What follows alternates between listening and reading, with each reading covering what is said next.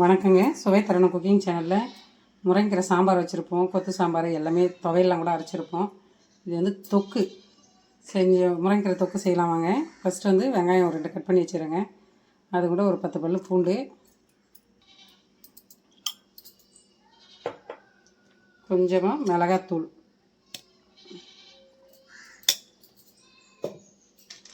காஷ்மீர் மிளகாத்தூள் ஒரு 1/2 ஸ்பூனுங்க, ஜீரகம் 1 ஸ்பூனுங்க. இதெல்லாம் இப்போ தண்ணி ஊற்றி பேஸ்ட் மாதிரி அரைச்சிக்கலாம் வாங்க. இப்போ இந்த தொக்குக்கு தேவையான புளி ஒரு நெல்லிக்காய், பெரிய நெல்லிக்காய் சைஸுங்க ஊற வச்சுருக்கேன். இப்போ வாங்க அப்படியே தாளிக்கலாங்க. இந்த தொக்குக்கு நல்லெண்ணெய் ஒரு 3 டேபிள் ஸ்பூன் சேர்த்துக்கலாங்க. நல்லெண்ணெய் தான் இந்த தொக்குக்கு நல்லாயிருக்கும். செஞ்சு சாப்பிட்டு பாருங்கள் எப்படி இருக்குன்னு. எண்ணெய் காஞ்சிச்சிங்க. இப்போ கடுகு 1 ஸ்பூனு,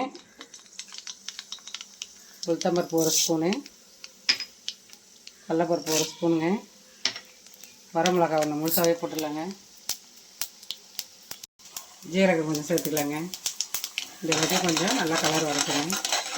பூண்டு ஒரு 10-15 பல்ல உரிச்சு வச்சுருங்க, அதை சேர்த்துக்கலாம். அதை வச்சு கருவேப்பிலைங்க. பேஸ்ட் அரைச்சி வச்சுருந்தீங்களா, இப்போ இதில் சேர்த்துக்கலாங்க. பச்சை வாசம் போகிற அளவுக்கு வதக்கலாங்க. இந்த தொக்குக்கு தேவையான உப்பு சேர்த்துக்கலாங்க.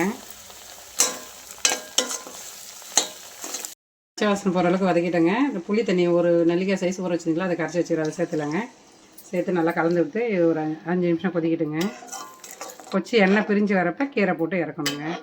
லஞ்சுக்கெலாம் சூப்பராக இருக்குங்க. நீங்கள் செஞ்சு கட்டி கொடுத்து பாருங்கள், சூப்பராக இருக்கும், வேறு லெவலில் இருக்கும். கொதிச்சு எண்ணெய் பிரிஞ்சு வந்துச்சுங்க. இந்த சமயத்தில் இப்போ கீரை நான் முருங்கைக்கீரை உருவி அலசி வச்சுக்கிறேங்க, அதை சேர்த்துக்கலாம் வச்சுங்க. சூப்பராக ஒரு 2 கொதி கொதிக்கிட்டுங்க. அந்த கீரை சுருண்டு வந்தோடனே எடுத்துடலாங்க. ஒரு தொக்கு ரெடி ஆகிடுச்சிங்க. லஞ்சுக்கு இது மாதிரி செஞ்சு சாப்பாடு கட்டி கொடுத்து பாருங்கள், சூப்பராக இருக்கும். நல்லா விரும்பி சாப்பிட்டு வருவாங்க. எங்கள் வீட்டில் சுட சுட முருங்கைக்கீரை தொக்கு சாதம், அதுக்கு தொட்டுக்க பாருங்க,